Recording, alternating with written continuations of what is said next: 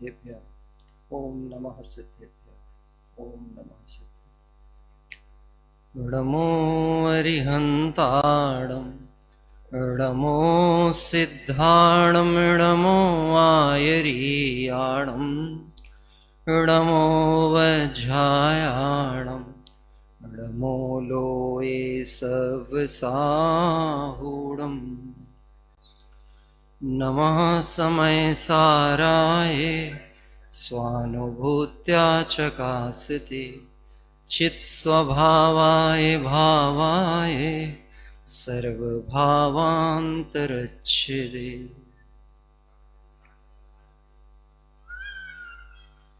आचार्य अमृतचंद स्वामी विरचित समय सार कलश ग्रंथादिराज विराजमान है। अभी विगत दिवसों से जो सत्र चल रहा है क्लास का, यद्यपि मैं शिविर के प्रारंभ होने के बाद में आया हूँ तो निमित्त उपादान का प्रकरण वहाँ चल रहा था, किंतु मुझे जब सूचना मिली तब तक मैंने कलश प्रारंभ कर दिया था, इसलिए उस कलश के आधार से ही थोड़ी सी चर्चा अपन कर रहे हैं। यद्यपि मुझे जागृति तो दिख रही है, किंतु फिर भी मैं एक बार आदरणीय चाचा जी के ही एक भक्ति की 2 लाइन से इस बात को प्रारंभ करना चाहता हूँ। तू जागरे चेतन प्राणी कर आत्म की अगवानी, जो आत्म को लखते हैं उनकी है अमर कहानी, उनकी है अमर कहानी। आत्मख्याति के कर्ता आचार्य अमृतचंद स्वामी देव इस 252 कलश जो इनके इस आत्मख्याति टीका में उद्धृत हुए, इसमें से 23 नंबर के कलश की चर्चा हम यहाँ पर कर रहे थे। एक बार पुनः आपके सामने स्क्रीन पर कलश है, इसलिए हम उस कलश का पाठ करेंगे। विनय पूर्वक आप और सभी कलश पाठ करें।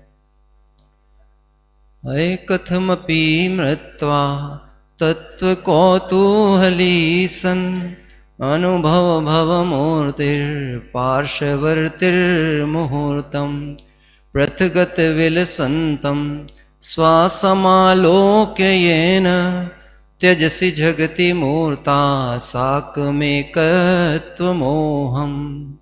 निज तत्व का कौतूहली अरे पड़ोसी बन देह का, हे आत्मन जैसे बने अनुभव करो निज तत्व का। जब भिन्न पर से सुशोभित लख स्वयं को तब शीघ्र ही तुम छोड़ दोगे देह से एकत्व के इस मोह को। शुद्धोपयोग स्वरूप में निमग्न रहने वाले अमृतचंद आचार्य, जिनके लिए संबोधन है स्वरूप गुप्त अमृतचंद्र आचार्य। ऐसे स्वरूप गुप्त अमृतचंद आचार्य का भी जब उपयोग अंतः स्वरूप से निकला और मानो हम पर पड़ा, तो हमारी दशा देखकर उन्हें यह भाव आया कि हे जीव, ये क्या हाल बना रखा है, ये क्या दशा है। क्योंकि हम अपने को वर्तमान संयोग पर्याय अवस्था रूप देख करके और पर्याय दृष्टि के कारण प्रमाद में पड़े हैं, पर आचार्य देव की दृष्टि में मेरी यह जो अवस्था है ये योग्य नहीं है। और इस कारण से आचार्य देव कहते हैं अई, ये शब्द जो है बहुत कोमल अव्यव शब्द, जिसके माध्यम से आचार्य देव ने हमें यहाँ पर संबोधन किया। इसके भावार्थ और टीका के अंतर्गत इस शब्द की व्याख्या जो आई है, हे भव्य जीव, ऐसा कहते हुए बात चलती है। कक्षा है जिसमें हमको ये पूरा विषय समेटना है, जो कि नामुमकिन जैसा काम है। और मैं आपसे ये कहूं कि मैं इस विषय को आपको बता दूंगा, समझा दूंगा, तो ये मेरी गुस्ताखी हुई इतने कम समय में। क्योंकि टोडरमल जी ने बहुत जिम्मेदारी के साथ इस पूरे विषय को लिखा है, और उसके बाद जाकर कह सकते हैं कि जो निश्चयभाषी के हृदय में जो छोटी छोटी सी भी मान्यताएं और गलत फहमियां और भूलें हैं, उनको दूर करने का उन्होंने प्रयास किया है। कल हम 197 नंबर 197 का पेज था जो हमें हमने पढ़ा था, उसके बाद थोड़ा हिस्सा पढ़ना बाकी रह गया था। 19735 था।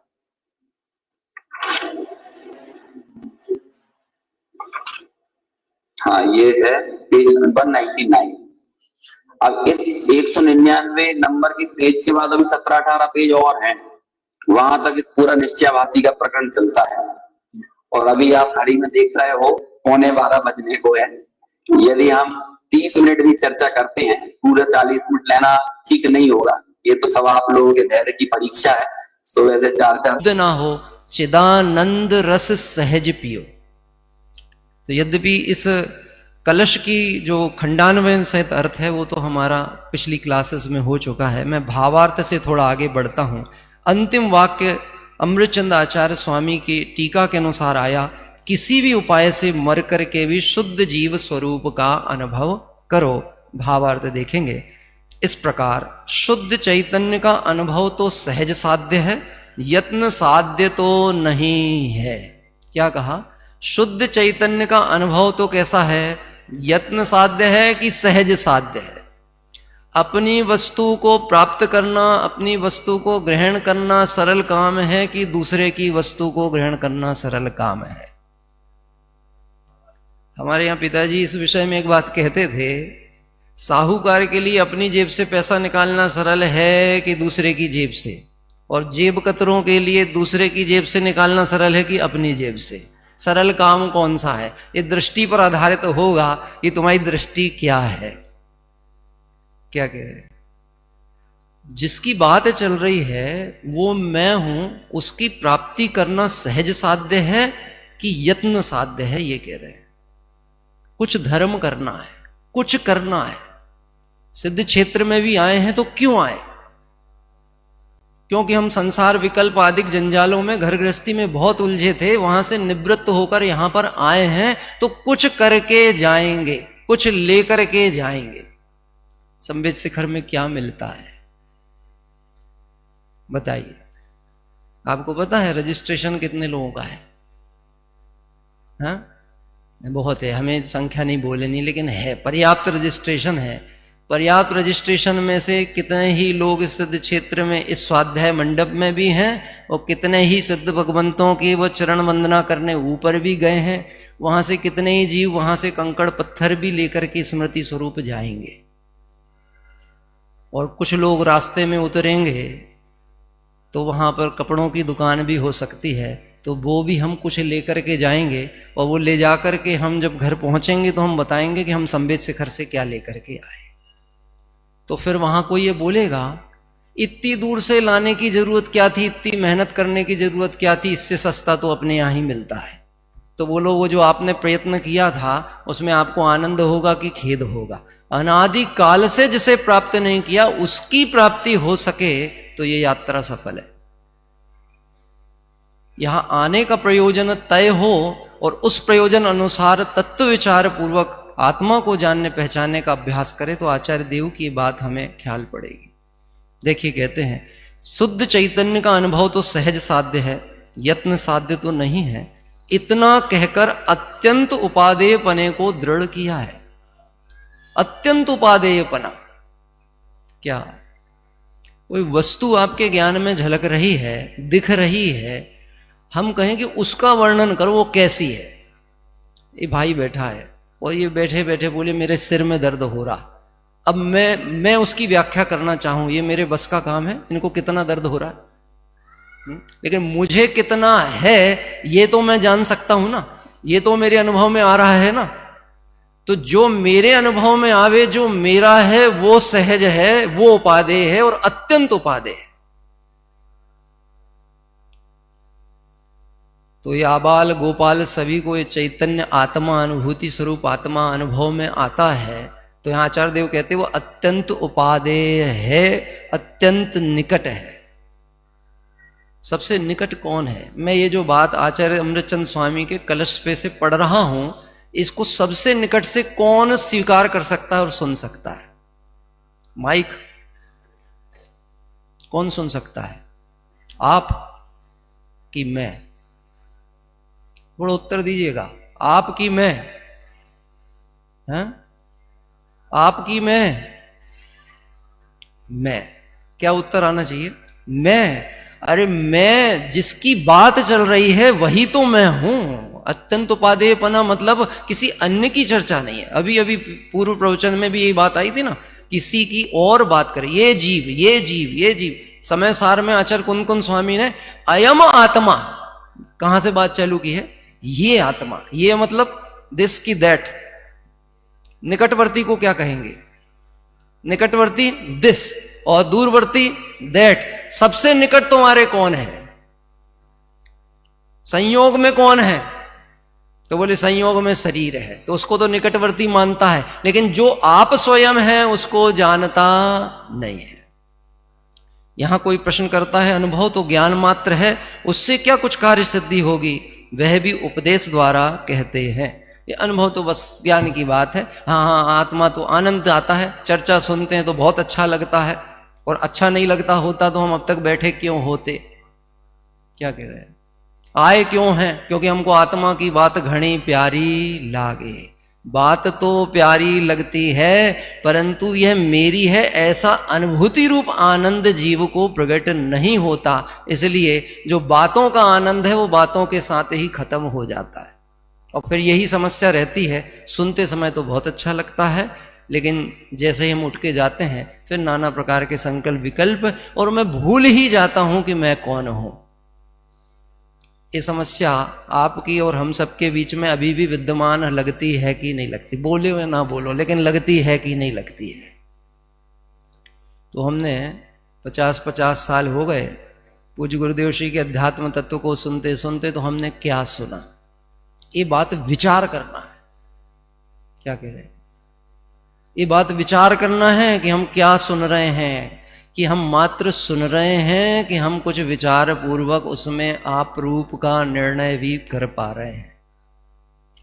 देखो, कहते हैं जिस शुद्ध चैतन्य के अनुभव के द्वारा द्रव्य कर्म, भाव कर्म, 9 कर्मात्मक समस्त कर्म रूप पर्याय के साथ एक संस्कार रूप मैं देव हूं, मैं मनुष्य हूं, मैं तिर्यंच हूं, मैं नारकी हूं आदि।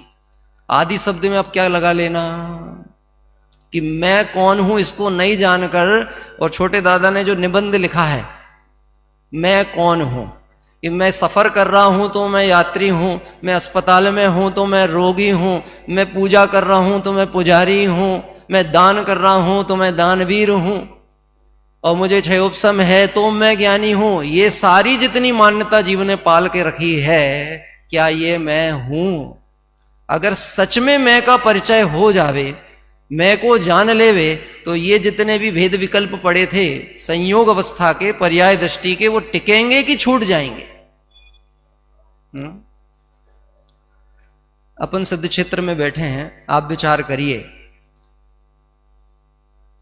पहले मोक्ष होता है, यानी पहले मुक्ति होगी हमको, और हम फिर सिद्धालय में जाएंगे, कि पहले मुक्त स्वरूप है इसको स्वीकार करेंगे तभी बंधन मुक्त होंगे? यानी पहले मोक्ष में जाएंगे तब हमारे के सिद्धपना होगा, कि सिद्ध स्वरूप को स्वीकार पन करेंगे तब मुक्तपना होगा? तो अभी बाधा क्या है? ऊपर अनंत सिद्ध विराज रहे हैं, और वह सिद्ध कह रहे हैं कि जैसे इस भवली ने संसारी वैसे ही सिद्ध तुम में और हम में कोई अंतर नहीं है। तो फिर अंतर डाल के किसने रखा है? कर विचार तो पाम। सर्वज्ञ दृष्टि से देखें तो हर आत्मा परमात्मा है। हर आत्मा मतलब मैं भी कौन हूं, और कब? त्रिकाल रूप से मेरा स्वभाव ऐसा ही है, लेकिन मैं प्राप्त पर्यायों में, नवीन संयोगों में एकत्व बुद्धि करके अपने को भूल रहा हूं। अभी यहां पर वक्ता कौन है और श्रोता कौन है? बोलिए। यही तो निर्णय करना है, आपको ही नहीं, हमें भी यही निर्णय करना है। वक्ता कौन है और श्रोता कौन है? वक्ता एक है और श्रोता अनेक है।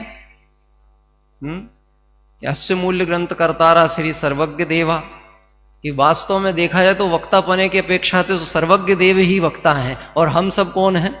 श्रोता हैं, तो हमारा काम क्या है? उनका काम है कहने का और हमारा काम है सुनने का। निर्णय करने की जिम्मेदारी किसकी? ना यहाँ कोई वक्ता है, ना यहाँ श्रोता है, यहाँ जितने हैं सब ज्ञाता ही है।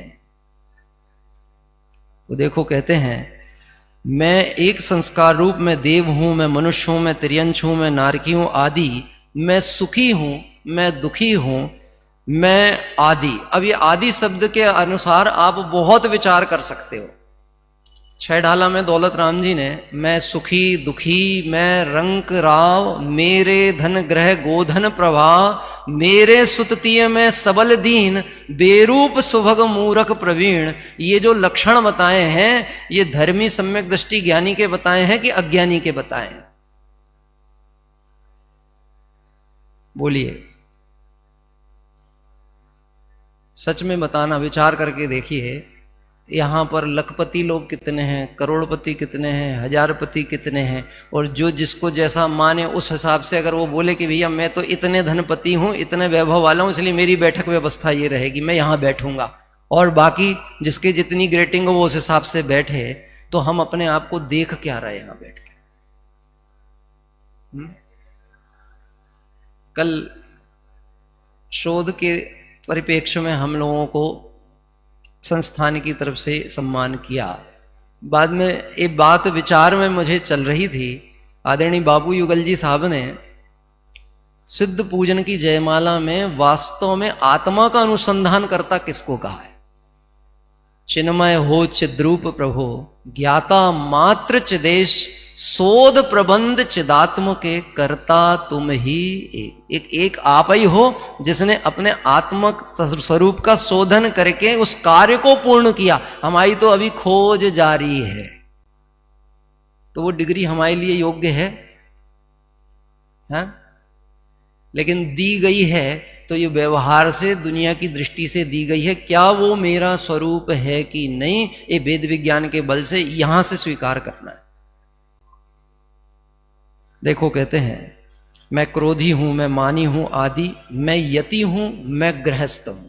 सारे प्रकरण इसमें समाहित हो जाएंगे। जो जो चर्चाएं अपने इन शिविरों में चल रही हैं उन सब का मंथन करके हमको सार को निकाल करके चलना है। गुणस्थान प्रमाण बातें भी जो चल रही हैं कक्षाओं में, उभयावासी आदि का प्रकरण चल रहा है, समय सार की गाथाएं चल रही हैं, उन सब में मैं कहाँ हूं इसको खोजना है। मैं यति हूं, मैं गृहस्थ हूं इत्यादि रूप प्रतीति, ऐसा है मोह अर्थात विपरीतपना, उसको अनुभव ने मात्र पर भी भो जीव अपनी बुद्धि से तू ही छोड़ेगा। कोई हटा सकता नहीं, कोई छुड़ा सकता नहीं, कोई समझा सकता नहीं। कुछ गुरुदेव श्री के शिविरों के ऊपर ये प्रश्न आता था कि जब एक द्रव्य दूसरे द्रव्य का करता नहीं है तो आप ये शिविर लगाते क्यों हो, और 8-8 10-10 घंटे ये सब इतनी चर्चा क्यों करते हो जब समझाने से समझ में नहीं आता। गुरुदेव श्री इसका उत्तर देते थे, भैया यही बात तो समझा रहे हैं कि समझाने से समझ में नहीं आता, जब स्वयं समझेगा तो समझ में आएगा। कब समझेगा? तो फिर आचार्य देव प्रेरणा कहते हैं, अब तो सब प्रकार से काल पक गया है। क्या आप विचार करके देखो, ऐसा उत्कृष्ट समय हमारे सामने है जिसको हम कह सकते हैं महापुण्य योग से हमको यह बात सुनने को मिल रही है। असंगी आदि पर्यायों में तो ये सब संयोग बैठे ही नहीं। संगी पर्याय में भी हो और अपनी भाग भवितव्य नहीं हो तो सभा में बैठ करके भी कहीं ना कहीं उपयोग को भटकाता रहे। क्या कह रहे? सभा में बैठ करके भी उपयोग भटकता रहता है। यहीं पर बैठे बैठे अभी मोबाइल में अगर एक मैसेज भी आ जावे और उसी समय सामायिक कर रहा हो, सामायिक उससे मतलब काय उत्सर्ग कर रहा हो, और एक मैसेज आ जावे, अभी पता तो नहीं है मैसेज क्या आया होगा, लेकिन वो वाइब्रेशन हुआ ना, तो वाइब्रेशन के साथ में विकल्प चालू हुए कि नहीं हुए, तो उस समय पंच परमेष्टि का स्मरण हो रहा है कि उसमें क्या आया है, ऐसा संकल्प विकल्प चालू हो गए। तो बोलो, वो पंच परमेष्टि का विकल्पात्मक ध्यान चल रहा है कि वह विकल्प भी पूरी तरह से बाहर की तरफ भाग रहे हैं। आत्मा की बात तो अभी दूर है। देखो कहते हैं, अनुभव गोचर मात्र भोजीव अपनी बुद्धि से तू स्वयं ही छोड़ेगा, स्वयं छोड़ेगा। जानेगा तो त्याग होगा, ज्ञान ही प्रत्यक्ष ज्ञान है। आपके घर में मेडिसिन्स रखी हुई है, दवाइयाँ रहती हैं, सभी के घरों में दवाइयाँ रहती हैं। दवाइयों में रुचि किसी को नहीं है, लेकिन रोग आदि होते हैं तो लेकर के आते हैं। आपको मालूम है कैसी स्थिति है हमारी, उसमें पहले से ही अरुचि परिणाम पड़ा हुआ है। डॉक्टर को दिखाने गए और डॉक्टर ने 7 दिन की दवाई लिखी, हम मेडिकल स्टोर पे जाके कहते हैं 5 दिन की देना, तो वो बोलता 7 दिन की लिखी। बोले हम जितना कह रहे उतना करो। 5 दिन की लेके आते हैं, 1-2 दिन खाते हैं और जैसे ही ठीक लगने लगता है उसको भी छोड़ देते हैं, लेकिन फिर भी रखे रहते हैं क्योंकि पैसा लगा था ना। आज नहीं तो कल कभी काम आएगी। और 1 वर्ष 2 वर्ष के बाद में उसी तरह की समस्या हुई और दवाई निकाल के देखी तो दवाई तो रखी थी पर दवाई एक्सपायरी हो गई। तो बोलो वो दवाई सेवन करेंगे कि छोड़ देंगे? दवाई तो रखी है। त्याग कैसे हुआ? कि ज्ञान से ही त्याग हुआ। ज्ञान में आया ये अब दवाई नहीं है, ये औषधि नहीं है, अब ये जहर हो चुका है। तो यदि ये जहर है तो सेवन करने योग्य है कि नहीं? ऐसे जितने भी मैं आत्म स्वभाव को छोड़कर जितने भी द्रव्यकर्म भावकर्म नौकर्म जनित संयोग आदि परिणाम भाव हैं, इनको यदि मैं आत्मा का स्वभाव मान के अपने को ही बंधन रूप में डाल रहा हूं, ऐसा ज्ञान होने पर बंधन में रहना चाहेगा कि तुरंत बंधन मुक्त होना चाहेगा? हम सिर्फ बातों की पुनरावृत्ति ही करेंगे, क्योंकि पुनरावृत्ति करने पे भी कदाचित उपयोग उस बात पे चला गया। गुरुदेव श्री एक दृष्टांत देते थे, पाड़े का दृष्टांत देते थे, पाड़ा का दृष्टांत। ख्याल है, खबर है, ध्यान है? पाड़े का दृष्टांत देते थे। पाड़ा मतलब कौन? जो सबसे कम अकल वाला जीव है, उसको भी बंधन से मुक्त होना है, उसे भी बंधन प्रिय नहीं है। और तू बंधन के स्वरूप की चर्चा करके भी बंधन मुक्त होने की भावना नहीं भाता, तो तू तो पाड़े से भी गया बीता है। एक बहुत अच्छी दृष्टांत इस विषय पे मैंने सुना था।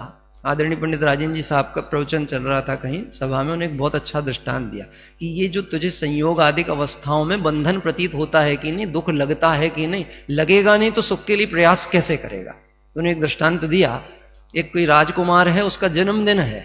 उस जन्मदिन की प्रसन्नता में वो राजकुमार अपने जेल खाने में गया, जो उसके जेल है ना, उसके नगर में जो जेल है जहां कैदी बंद हैं, वहां गया। और वहां जाकर के ये बात खबर दी गई कि आज राजकुमार का जन्मदिन है और आज राजकुमार बड़ा प्रसन्न है, इसलिए जो चाहेगा किमिच्छिक दान आज मिलने वाला है। तो जिसकी जो समस्या हो वो अपनी अपनी समस्या रख सकता है। पहले कैदी के पास पहुंचे, बोले तुम्हारी समस्या क्या है? तो बोले साहब हमको उम्र कैद मिली है, 20 साल बीत चुके हैं और उम्र कैद है तो मृत्यु पर्यंत यहाँ रहना है, कम से कम दाल तो ढंग की मिले, दाल बहुत पतली दी जा रही है। क्या हो रही है? हमारे आदरणीय मुन्ना भैया कहाँ गए हैं? अरे बैठे हैं। दाल बहुत पतली है। अरे पंडित जी आप चिंता नहीं करो, हम कल से दाल पे पानी छटवा देंगे, बिल्कुल गाढ़ी दाल बन करके मिलेगी। व्यवस्था हो गई, राजा आगे बढ़ गया। अगले कैदी के सामने पहुंचता है, बोले साहब कितनी तेज ठंड पड़ रही है, कंबल फट चुके हैं, चद्दर ऐसे हो गए हैं, कोई बात नहीं है, इसको नए कंबल चद्दर और ये सब दे दो। तीसरे के पास गए कि मैं तो यहां पर हूं, मैं तो अपने उदय प्रमाण जो है सो भोग ही लूंगा, सब अपने किए कर्म हैं, लेकिन मेरा परिवार क्यों भोगे? तो मैं चाहता हूं कम से कम वो घर में सुखी रहें, तो आप मुझे कुछ नहीं दो, जो कुछ देना मेरे परिवार को पहुंचा दो। तो उनको पहुंचा दिया। चौथे के पास आए, भैया तेरी और कोई समस्या बाकी हो तो तू भी कह दे, राजा अब जाने वाला है। बोले साहब बंधन किसको अच्छा लगता है? यदि आप सचमुच मुझ पर प्रसन्न हो तो मुझे बंधन मुक्त कर दो, मुझे कुछ नहीं चाहिए। बोलो सच में बंधन के स्वरूप को जानता कौन था? कौन जानता था? चौथे नंबर वाला। हम कौन से नंबर वाले? कौन से नंबर वाले? बोलिए कौन से नंबर? यही तो मूल्यांकन करना है, यही तो विचार करना है। जितना दिन भर में क्लासेस स्वाध्याय प्रवचन में चल रहा है, इसकी जुगाली कब करेंगे? इसकी जुगाली कब करें भाई? इन क्षेत्रों में आकर अन्य कहीं और तो अशुभोपयोगों में, विषय भोगों में उपयोग लगाना, ये तो बुद्धिमत्ता नहीं है। तो कम से कम जो कुछ अवसर मिलता है इसके अलावा जो चर्चा में आया है विचार चिंतन में करना, और निर्णय में लेकर अपना हित कैसे हो सकता है ये विचार करना। देखो कहते हैं, अंतिम पंक्ति है, हे जीव अपनी बुद्धि से ही तू छोड़ेगा। भावार्थ इस प्रकार है, अनुभव ज्ञान मात्र वस्तु है, एकत्व मोह मिथ्यात्व रूप द्रव्य का विभाव परिणाम है, तो भी इनको यानी अनुभव को और मिथ्यात्व को मेटने के लिए आपस में कारण कार्यपना कहा है। क्यों प्रेरणा दे रहे तत्वाभ्यास की? प्रश्न ऐसा उत्पन्न होता है, इतनी क्लासेस क्यों लगाई जाती हैं, इतने प्रवचन क्यों कराए जाते हैं? भाई मूल बात तो हमारे को पता है, और मूल बात की चर्चा करो, कहानी खत्म करो। जीव जुदा पुद्गल जुदा, मैं जीव हूं, ज्ञान मेरा गुण है, जानना मेरी पर। इतनी व्याख्या करने की जरूरत क्या है? इतने सब विस्तार की बात क्या है? आचार्यों ने भी इतना सारा आगम विस्तार क्यों किया? क्या कह रहे हैं? ये सब व्यवहार विस्तार है, ये निश्चय के पोषण के लिए है। उसमें से निश्चय को पकड़ेगा तो इस व्यवहार की कीमत भी ख्याल में पड़ेगी। कारण कार्य मीमांसा है। इस हॉल के अंदर यदि अंधेरा हो तो अंधेरे को मिटाने के लिए क्या करना चाहिए? समझदारों की सभा है, इसलिए उत्तर जल्दी निकल करके आना चाहिए। सन्मति संदेश में एक कथा आई थी, और सन्मति संदेश में ऐसा बताया था, एक गांव की अनपढ़ सासू माँ घर से कहीं बाहर गई, तो उसने अपनी बहू से कहा, जो बहू पढ़ी लिखी थी, कि बेटा मैं बाहर जा रही हूं, संध्या काल होगा, अंधेरे को घर में प्रवेश मत करने देना। बहू पढ़ी लिखी थी, बहू समझ गई कि अंधेरे को घर में प्रवेश नहीं करने देना है। शाम हुई और अंधेरा बढ़ने लगा। वो अपने घर के गेट पर लकड़ी लेकर बैठ गई, लठ लेकर बैठ गई, और चिल्ला रही है, किस बात के लिए? मेरे घर में प्रवेश नहीं करना, नहीं तो देख लूंगे। अंधकार सुन नहीं रहा था और प्रवेश करता जा रहा था। अंततः उसको ऐसा लगा ये तो मान नहीं रहा है, तो उसने लठ घुमाना चालू किया, और घुमाते घुमाते घुमाते घुमाते पसीना पसीना होते वो लठ उसके ही माथे पे लग गया, तो बेहोश होके पड़ गई। अब बेचारी करे तो क्या, बेहोश हो गई तो अंधकार तो प्रवेश कर ही गया।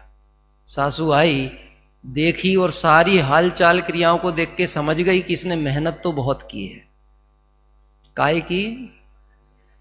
अंधकार को भगाने का इसने परिश्रम तो बहुत किया है।